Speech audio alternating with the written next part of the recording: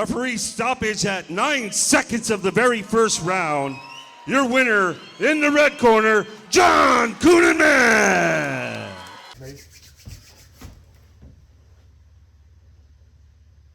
Oh, that's pretty good. Well, Jonathan, thank you so much for finally coming on the Savage Gentleman Show.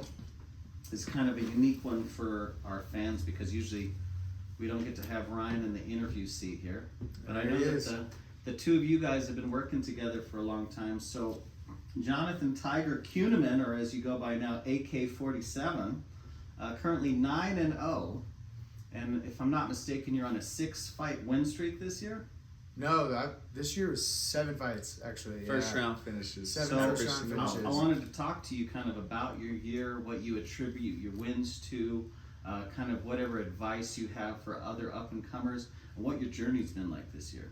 Honestly, it's been a big year, like just a lot. Like honestly, toward the end of the year, I was like, training was just like, I fought so much, I've cut weight so much this year that it's just kind of exhausting. But I think the best thing is like what I've learned is like when you have a goal and like you have like a place you want to be in life or like a goal you have, it's like you got to embrace the like times that like suck and set that aside. Like I feel like so many people chase like a worthless luxury right away in their life and like they're not willing to like sacrifice food or whatever it is, like the things that they want for achieving a goal. And like my goal is to get to the UFC, be a champion in the UFC, and I feel like I have to sacrifice a lot now in order to be at that point where I can get there.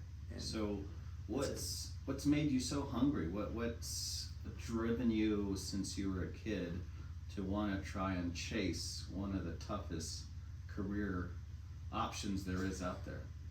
I just like fighting. Mm-hmm. I've always liked fighting. I used to like, this might sound crazy, I would like sit in class and like the teacher would be like talking and I would like just eyeball every person in the class, be like, all right, could this person like kill me if we fought, or like hand to hand, like could this person knock me out? And then I'm talking like I'm in like grade school, like small kid, like 7, 8 years old, and like I was like, all right, could that person beat me up? And if they would, or if they could, and I was like, all right, how would my strategy be for the fight if I fought this person? And I would like I would sit in class and just like ignore what the teacher was saying, and I would just like strategize how like if I fought this person or that person, how I would do, or like what I would do in the fight. And so like I'm talking like first grade, second grade, I was doing that, and it's like I just love the idea of like hand-to-hand combat. So do you remember your earliest childhood memory and your first fight? I remember I hit a kid with a math book who like I remember if I wanted to sit by him or something, and he got like mad and he like pushed me into like a table, and I like grabbed a math book and like hit him in the nose. That's probably my earliest fight memory. I might have been in like first grade at the time. And then first memory, I don't even know, man. I never think about that far back. Yeah, I guess that's my first fight though I can remember is the hit in the math book. What was the first gym that you walked into, and what was that experience like? I walked into, there's a guy named Kurt Badani who's a kickboxing coach, and he said like, hey, like like I'm teaching kids classes and stuff, but he's like, I did that and I did a couple classes and I was like, I like boxing and that's kind of fun. So I trained with Jose Campos, and man, he's a little small hole in the wall gym, like a bunch of Mexican kids, and we would box, and that was like my first like gym like for like martial arts. And then before that was wrestling, like with like school and stuff and club wrestling. But Would you start like 7 wrestling? Yeah, 7. Yeah. Wow. Yeah. So what would you say your strongest skill set is? Boxing and wrestling. Those are boxing and wrestling is my backgrounds for sure. What have you been learning from Ryan from the time that you started working with him? And do you remember what your first interaction with him was like? I actually don't know our first interaction. Do you remember the first time? I don't remember the very first, but I remember you were gonna take a short notice LFA fight. You were looking for a corner, but then the fight didn't materialize, and I was like, "Hey, if you need a corner." I had the fight and everything. Oh, yeah. Christian was gonna corner me, and then he had something come up. I was working with Christian at the time, and then the fight ended up getting pulled. Like this was like 3 days before the fight, and I was like, I gotta figure something out. And then literally the same day, my opponent pulled out. It was just a crazy day. My corners can't make it, and I have no corner for a fight on LFA. And then later that evening, they're like, yeah, your opponent's out. And I'm like, well, that was not a Right. good day. Yeah, so, we've been working since you were 1-0. yeah. Wow. So Yeah. 8 fights later. 8 fights later. What Yeah. traits are you looking for when you're looking for a good cornerman? I think from the most important thing is someone who studies the fight game. And I think a lot of coaches will get a background in something, they'll train for a while, and then they just think they know everything. And it's like me as a fighter, Ryan as a coach, there's a multitude of knowledge that we haven't even tapped into yet, that we have to continue to learn and study. And it's like a coach that is a good person, a person that like I feel like morally and like I can get along with and like have same beliefs and stuff like that. But a coach that like Ryan watches more film than anyone that I've met in Colorado, and that's what's big is like he understands what wins fights, what technique. He likes the tactical application of fighting, and I think that's something that people like. All right, let's go to the gym and work some basic combinations, and it's like that only can get you so far. But it's like, why are you doing that combination? When are you doing that combination? At what range are you doing this combination? And all the different aspects of that make position and fighting and tactics all be applicable to a fight and to win a fight against a certain person. Because what I would do to fight a 6'3" guy would be massively different than what I would do to fight, a 5'8" wrestler or something, So it's like he understands how things are applicable to certain people and how to game plan and strategize to win a fight against a certain person. And he does that through what he studies in the film that he watches, and obviously the background coming up training with Corey Sandhagen for a long time, and been in the room with world champs and everybody for his whole martial arts journey. And so that background coupled with his ability to still be a student of the game. I'm a student. I watch so much film. Most fighters, this, literally never watch film. Like they never study fighting, and it's like you constantly have to. Huge sports like the NFL, they're constantly tape studying and they're constantly rehearsing game plans and maneuvers they're going to do and why they're going to do it and getting all the team on board. Whereas MMA is such a Wild West sport. A lot of times people are like, well, I'm just going to go do my thing. Yeah. Dude, NFL like facilities have like whole like movie theaters for like their athletes to watch film. Yeah. Like it's crazy. Like even Nebraska, the University of Nebraska, they built this like whole new like $170 million studio. Yeah. They have a full-fledged movie theater for their guys to like study film as like a team. What's That's been cool crazy. too over the last 8 fights is we've been able to execute game plans how we wanted it to go, how we envisioned it happening, and we've taken virtually no damage. Yeah, zero. I mean, No zero cuts, damage. no knockdowns, Nothing. no close Never. rounds. No, never been hurt. Yeah. The biggest thing I've had is my hand from hitting someone, but I've never been rocked or any damage in any of these fights. So Yeah, and tougher fights will come inevitably, Yeah. but we're a team that puts in the work and we study it hard enough and we know we're doing enough and take the fight seriously even if it's not the biggest opponent yet. He's training like it is, and then it looks easy when he's out there. How do you get? Go ahead. And we have executed like a game plan for every fight. Like we've studied film, how we're going to go into the fight, Tendencies, what yeah. are we going to do, what tendencies do we notice, how can we capitalize on those tendencies and win. Yeah. So how do you study film on someone that doesn't have a lot of film out there? I would say you look at how he finishes his fights. If the guy gets a lot of submissions, okay, that's what he tends to do. If he gets a lot of knockouts, that's what he tends to do. If he gets a lot of decisions, then like he maybe plays the long game. So you go from there, and then you see like, does he get quick finishes? Means he comes out explosively. Right. Does he get Fast later starter. finishes and he kind of grinds you out and gets the finish later in the fight? And so that's where you start, and then whatever film you do have, you try to compare that to the tendencies that you see on paper, Right. So your film tendencies, like he comes out and he throws crazy, goes wild right away, and he gets a lot of first round finishes. That's what it says on paper. You try to cross-reference those things so you can kind of build a game plan from there, I would say. How do you get on the bigger promotions radar? I would say, so our next step, we're going to be fighting on UFC Fight Pass, and that's the biggest. Tough enough in Vegas. Tough enough in Las Vegas, No February shit. 7th. And we verbally agreed. I'm waiting for the contract, so that should be almost a done deal.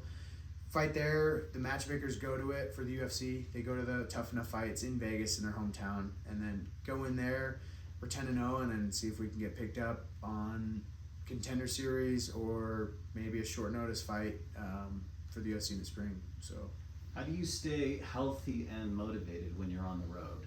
Everybody who travels ends up eventually getting sick. You've probably done more traveling this year than anyone else I know, but you guys have seemed to found a way to stay pretty healthy. I'll be honest, I take more vitamins and like I'm not even kidding, like everyone's gonna make like steroid jokes, but like I take like probably like 30 pills a day of vitamins, like every vitamin A, B, C, D. I take a thing I saw on Joe Rogan called quercetin, helps your immune system.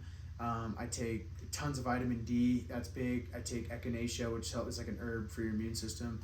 I'm missing magnesium. I take a ton of magnesium, zinc, and like you just do your own research. It's the same thing like when I study for a fight, I study like what supplements or like vitamins do I need to take to strengthen my immune system or to help recovery, like creatine, things like that. And like I'll be honest, I've gotten sick twice this year. Once was in a small cold after, and they were both right after fights. It was right after a fight in I think it was early September, and I got sick for like 2 days. Just small little cold, like nothing bad. And then after this last fight, I had a stomach bug. But I haven't had, usually I would get sick like 3, 4, or 5 times a year of like actual sickness. Like none of the sickness that I've had this year, the 2 little things, have like kept me out of training or working out. And I attribute like Logan, same thing. Like I actually kind of got the idea from him. I see, he takes tons of vitamins and stuff, and on top of a good diet. And He's on enough creatine to kill a horse. Yeah, and so that's what I'm saying. It's like you can, take it matters in your own hands. Like I have felt so good being on vitamins and like I said, just your basic stuff: vitamin C, vitamin D. And it sounds redundant. It sounds painful to take 20 to 30 pills a day, but it's like I know that like I felt so good this year and never got sick like severely ever, or not even moderately sick. Speaking of which, I don't think a lot of people know this about you.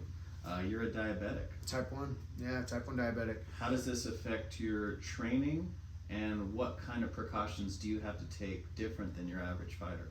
I would say the hardest part is managing your blood sugar for training and weight cutting. So like I'll just break the symptoms down. So basically, picture diabetes as like a teeter-totter.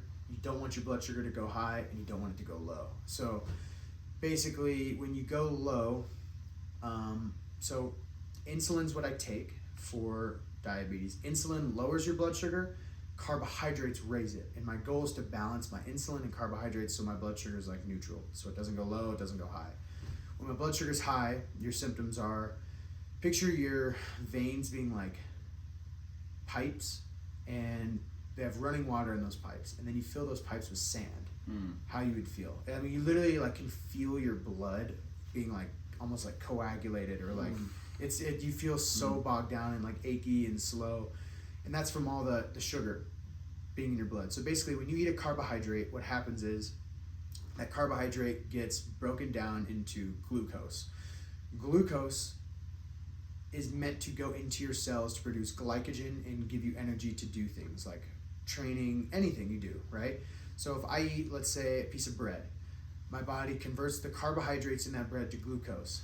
That glucose goes into my bloodstream. Now, what happens is insulin is like a key that unlocks your cell to allow that glucose to go from your blood into your cell. So if you don't have insulin or that key unlocking those cells, you're basically that glucose is just going to pile up in your bloodstream, and you're going to have more and more glucose in your bloodstream to where it's like toxic. And so basically, if I don't take insulin, I have too much glucose in my bloodstream, and that glucose needs to go into my cells and turn to glycogen to where that can be used as like energy. You've heard of obviously glycogen. And when I go low and I have too much insulin in my blood sugar or my bloodstream, I don't have enough glucose to go into there's too many keys unlocking. There's too much, like my cells are basically starved. My cells are getting, basically insulin's like telling the glucose to go in, but there's no glucose to go in. So I'm basically like, you get shaky, you get super dizzy, you almost like you're drunk, but it hurts. You have a massive headache. You're literally like passing out basically, and your vision can go black and white. You lose the color in your vision, you get blurred vision. And also when you're high, not high, but blood sugar high, you get headaches too. You get your joints ache really bad. Your kidneys can hurt. I mean, both of them are like impossible to train on. And so I constantly every day I have to focus on making sure I take the right amount of insulin on time. And like if I don't take insulin for 2-3 days, I'd be like dead. And Do you it's think crazy. that this kind of forces you to have more discipline in every areas of your life? 100%. And honestly, like I'm not like thankful for diabetes, Sure. but like I got it on my 11th birthday, and I would not be the person I am today if it wasn't for diabetes. Yeah, Like that's I pretty learned powerful.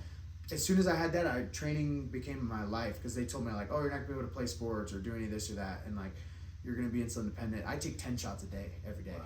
Yeah, and There was a UFC fighter with diabetes, but he didn't win. What was his name again? He was Jordan Williams. Yeah, he fought in the UFC. Ian Gary actually and lost to him, so he'll be the first to get a win, that's to my win goal. in the UFC. I want to be the first as a type 1 diabetic yeah. to get a win in and then the UFC. first to win a title. Yeah, Yeah. yeah. What is your long-term goal after fighting? Do you have I a got plan for plans. children? I I know got you plans. talked about you saw some property out where you'd like to Durango? retire. Yeah. Oh yeah. What are you seeing as far as the steps you have to take in order to get there? My drug is climbing mountains, like Okay. 14ers in Colorado. Someday my goal is to do Everest. I got 3 goals in my life. I got to do Mount Everest, win a world title, and get my black belt. And Wow. we're getting close to the UFC goal, and we're getting close to the black belt. And What's your then, belt now? I'm a brown belt. All right. And so it's like climb Everest someday, and I love the 14ers in Colorado. I mean, they're super sketchy. I mean, you fall on some of them, you die. Yeah. And so I've done all the 14ers in Colorado, and there's like 780 13ers in Colorado. I'm gonna try to climb all those and then do all the 14ers in every single season. So like when I'm retired, I'm just gonna wake up and hike mountains, and that's all I'll do, and have some property in the mountains and Yeah. somewhere in Colorado. Best and worst part about being on the road with Ryan? Best part is that I'm kind of needy. Like I'm kind of like a prima donna a little bit, and Ryan goes with the flow with that. Like if I need something, like one time, like I had just cut weight and I wanted my bagels. wanted those bagels so bad. and I was like, Ryan, can you go? I'll pay for the Uber. Can you go pick up the bagels? I took an Uber just to get bagels. Just to get bagels. Just to get bagels. And and he's so good with going with the flow with that. Like if I need something or like there's a change of plans, he's so adaptable to that.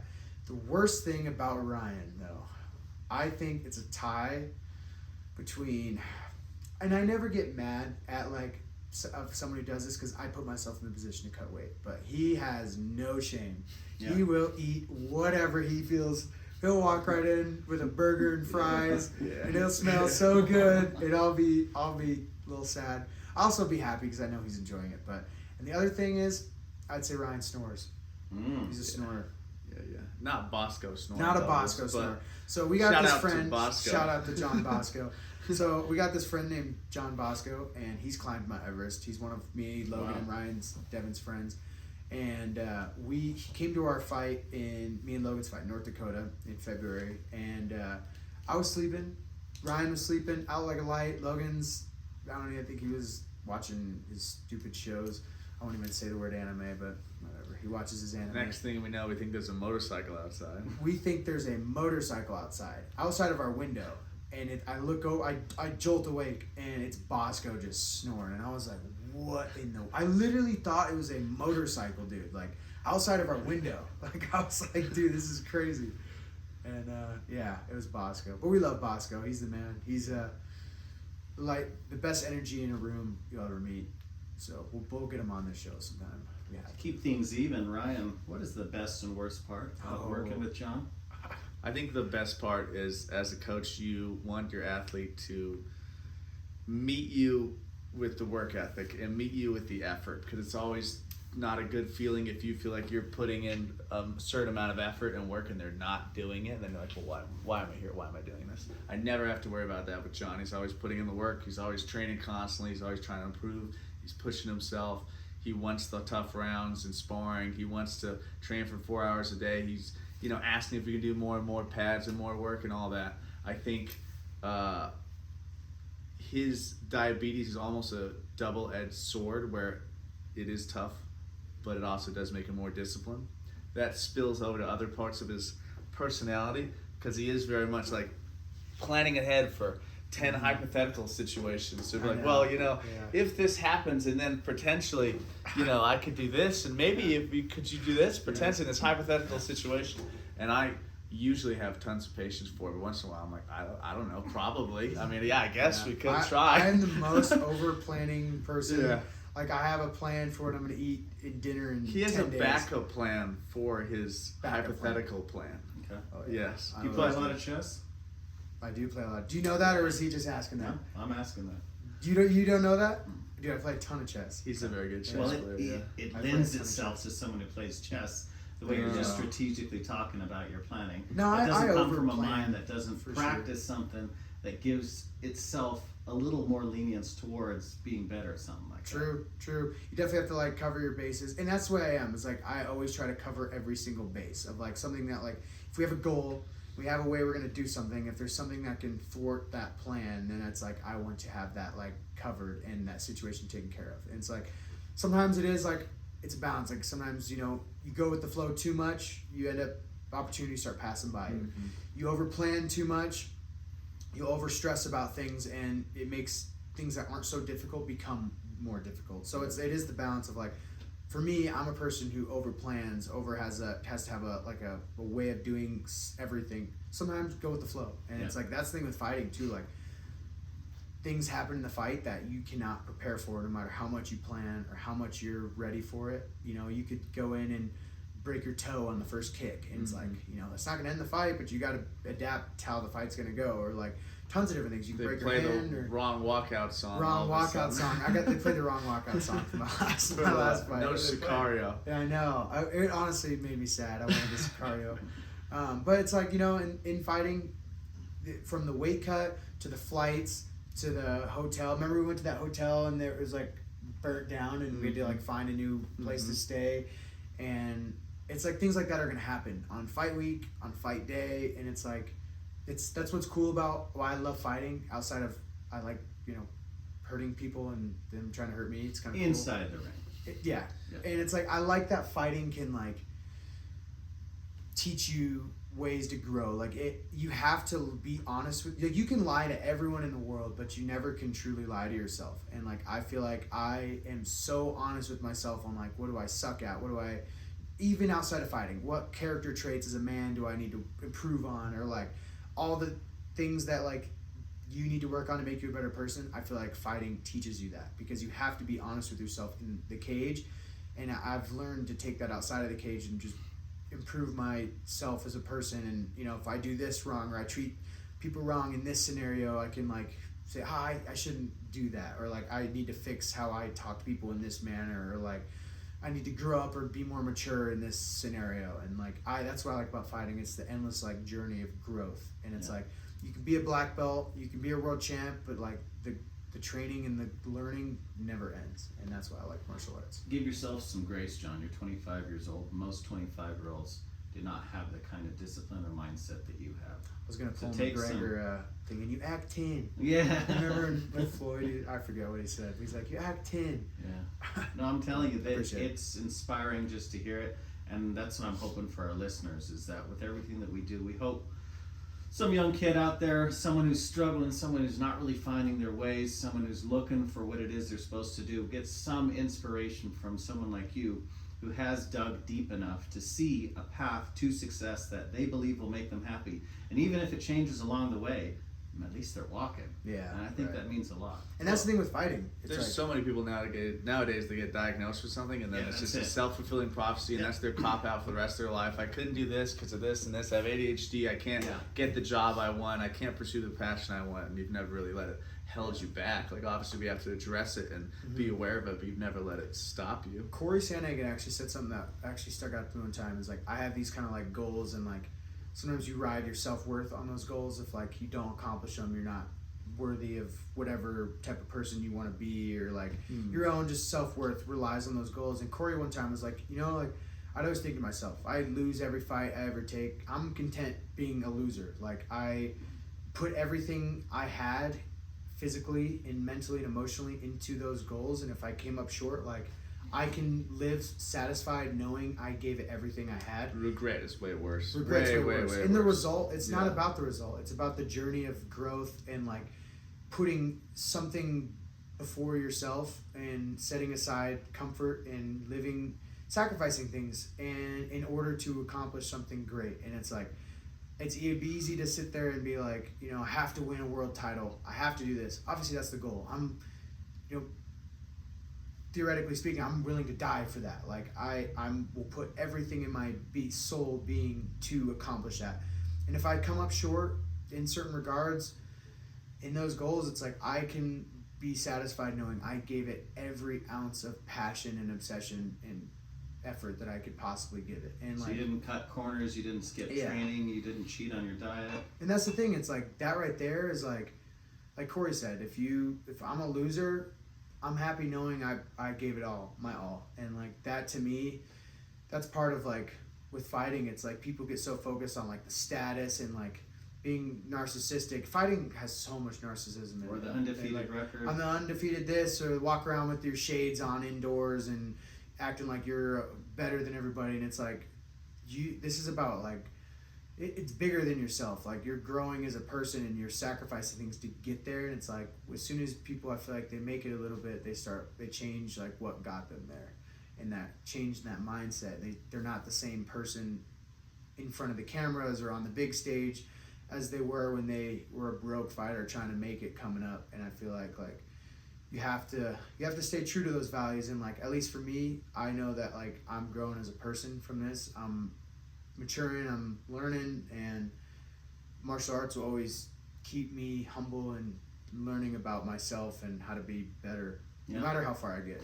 Well, that's why interviews like this are fun, because whether you realize it or not, you might look back on this in a couple of years and it might be that reminder like, oh shit, I did say Yeah, this. I'll be the guy wearing shades indoors back. No, damn, whatever look it at me, is I that you was do. all like cocky now. It'll just be nice almost as like a timestamp.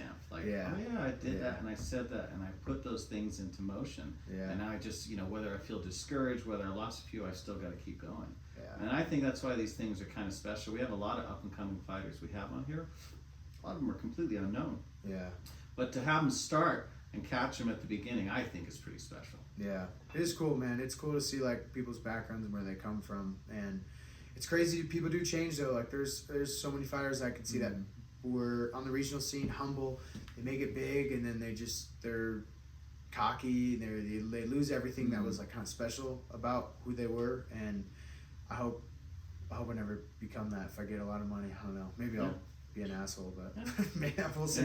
Oh, he can correct it. Well, We'll always have Devin and Logan, everyone else to Yeah. keep us honest. Keep me. Are you and Logan a package deal? How far do you guys plan to go? What do you mean? I see you guys constantly fighting together. Yeah. And you're always on the same cards. And you're always getting these wins simultaneously. Yeah, he's If both fought you on, guys plan to go to the UFC. Both you guys plan to continue working, Yeah. training out of the same gym, being each other's training partners. Yeah, he's. I think how many fights do we have done? Honestly, three fights this year. 7-1 now. I think 1-1. You guys fought on the same card when he was having his third fight. So I fought 3 times Yeah. this year without Logan on the card, and then 4 with Logan on the card. Because Logan fought 4 times this year, right? So I fought twice in Kentucky without Logan on the card, and then once in Alaska. And then Logan, we fought in North Dakota a couple times, and Alaska a couple times. So it's like, it works out. We have the same manager, same coach, and it kills 2 birds with 1 stone, having, 2 of your guys on the card. Especially, I train with Logan every Yeah, day. your friends, anyways. He's my roommate. I don't know if you knew that either. Oh, damn. Yeah, so Well, let's give a shout I out to gotta give him get- his full I name. know, so we right? get his full Yeah, shout Logan out. Paxton. I see this guy too much, man. I gotta get a break from him. They'll both be in the UFC next year. Mark my words. And they put in the work and the effort, and they're training against monsters in the room and doing the right things, training the right You were ways. talking before about how sometimes you do a walkout and your music comes on wrong. Yeah. What's been the biggest surprise when you walked out to face an opponent Like during the during the walkout? weigh-ins? During the weigh-ins. Mm. I would say, I was surprised when Shannon missed weight by like 6 pounds. I was kind of like not expecting that. Because he was all like talking to the promoter like how he's ready, he's going to bring a big fight, and then he comes out and misses weight by like 5-6 pounds. And I was kind of like, that was kind of surprising. I'd say that probably at weigh-ins, probably that.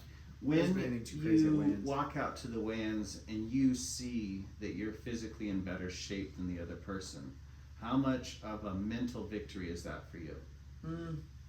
Or do you put I mean, any we're not in a stock in bodybuilding that? competition. Okay. I mean, I really don't, honestly. Roy Nelson, dude, Good big point. old, bigger belly than all of our futures, and dude, he knocked people out cold. And had good jujitsu. Yeah, and so it's like you know you look at it a little bit, you know, like I know I stay disciplined, but you know we're not a bodybuilding competition, so I mean I look at it a little bit. I'm like, I mean, you think about it, but it doesn't really like weigh any sort of like value in my head, because I know that, you know, he's going out there to try to hurt me, and I got to go out there and try to hurt him regardless of what we look like. So what are we doing in the new year?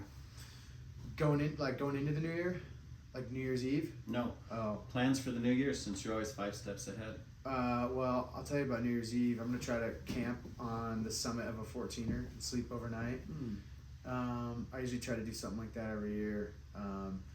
Next year, win my fight in February. See 10 if and 0, 10 10 finishes is the goal, and then see if we can get called up to the UFC short notice. And usually, so that's how they sign people in the spring. Is usually like short notice. Interesting. See if we can get signed short notice, and then if not, keep fighting, keep building the wins, and keep after it. Really, the only thing I have really in front of me right now that I'm like focused on is February. Okay. Once that's done deal and we get that win, then it's kind of like things kind of open up, and then I have a lot of backup plans to make for all the hypothetical plans. What's So, your favorite submission? honestly, a Barata Plata. Okay. Shout out to Barata. Can you throw that on Ryan real quick, just so we can see Yeah, what on the that is? table right here. Shout out to Barata though. He gave me my purple belt years back, and he's one of the most knowledgeable jiu-jitsu people out there. So shout out. In your 9 fights, what's your favorite finish? Oof. That 8 seconds is hard to beat. Yeah, 8 seconds is hard to beat. Talk Just me first through the punch. 8 seconds. So the game plan, he's kind of taller guy. How tall are you, by the way? Like 5'10", 5'11". Okay. And so game plan was to be a little bit lower than him, grounded. He bites on feints a lot, so come out, hit him with a couple feints, and then the first punch I threw just put him out cold. So that was it. Went in and you get your win and go eat some food and chill out. And we lost some money playing some blackjack, but I Like don't want to talk about that. Now's your chance. You're in a safe space, something you've always wanted to say to Ryan. Something I've always wanted to say to Ryan. What was that mom joke kid? I think he's the better looking twin. Oh, damn, that's hurtful. I got you, bro. Okay, I got you, Ryan. bro. Sorry, Ryan. Robin. Take it. Your turn. Something you've always wanted to say to dear John. Oh man. These are on the spot, man. These are these are- That's on why the I know spot. they'll be a little more honest. All right, there you go. If he ever stops making mom jokes, I know something's wrong. Fantastic. Something will be And completely I had heard earlier you had a mom joke for us. Oh, off the top of my head, I mean, I'd have to ask, what's your name, Gerda, for that? Heard Is that your mom's name? Ingrid. Ingrid. All right. We call her Cut. Ina. All right. That was Gerda. Last question I want to ask you before I let you go, and this is one. I think it's going to line up really well with your ethics and morals. Last random act of kindness that you've experienced. I've experienced, Yes, or sir. like from someone to me. Mm-hmm. Southern hospitality. Yeah. Talk to me about this. I think it was a So- ride. We got a few rides. Shout out to Walker Keaton. Yeah. Okay. All right. So, God. All right. But no, we got some rides we flew into Cincinnati, which is like an hour from Lexington, and we had our friend Walker Keaton. He fought on the same card as us in July this year, and he gave us a free ride like an hour away. Drove us to our hotel, grocery store, all that. Didn't charge us. And then our friend Tristan, same deal, drove us back to Cincinnati. It's like people just like, I'd say instead of like an actual instance of act of kindness, it's just like all the people just like being friendly and accommodating down in Kentucky. So I like Kentucky.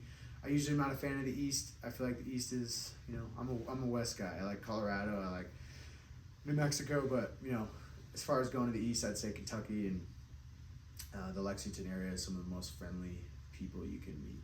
So shout out to Lexington. Any other shout outs, plugs, Yeah, sponsors, YouTube social? channel. Shout out to Instagram. DCF Guns in Colorado. They got 3 locations. They got Castle Rock, and then they have Colorado Springs East and West. They have a 100-yard outdoor range in the Colorado Springs location. They have like a food restaurant, and some of the most knowledgeable staff. Amazing prices. They have cool guns you can buy if you like guns. I love guns. I don't know if you guys all like guns, but they got Can guns. still carry both of them. There we go. So yeah, DCF Guns. Shout out to Damian Blasi, trains at Logos with me with Elfview Capital. Scott Johnson with Twin J Transportation. And shout out Sergio to too. Sergio. Shout out to Sergio, dude. Big time. This guy, Sergio, is my manager, and he is the man. He goes to bat for me and Logan, and the amount of things that we can attribute our success to is Sergio, and he's done so much for us. Shout out to Ryan, shout out to Robin. You guys have helped me out a ton, and shout out to Logan, even though he's ugly. Shout out to Devin. He's the most country black man I know. Second most country black man, actually. My friend Jonathan Burnett, shout out to you. The most country black man I know. Sorry, Devin. And then shout out to Bosco. Bosco's, we talked about him earlier, but I'm going to try to get Bosco on an Instagram, and all you guys can learn about the legend. Yeah. He's a bigger legend than all of us can ever dream to be. So, well, why don't you bring Bosco back sometime? I got you. Come on back on the Savage Gentleman Show. We'll do Maybe another after February. breakdown for an upcoming fight sometime in the new year. Oh, we should do that. Yeah. A breakdown with Bosco. Yeah. That's it right there. Yeah. It And then rolls off the tongue. Fight? Yeah. Yeah. Could be. And then just keep us updated. Let's check back in a year. Let's see how progress has gone. Let's All right. see how we are from the goals we set today to how we're looking at next year. And we can't thank you enough for coming on. Appreciate it. Hopefully I won't be wearing shades indoors on the next one. I don't get how people do that. All right, man. John, Appreciate you thank you guys. so Thank much, you. man. Good You're the man.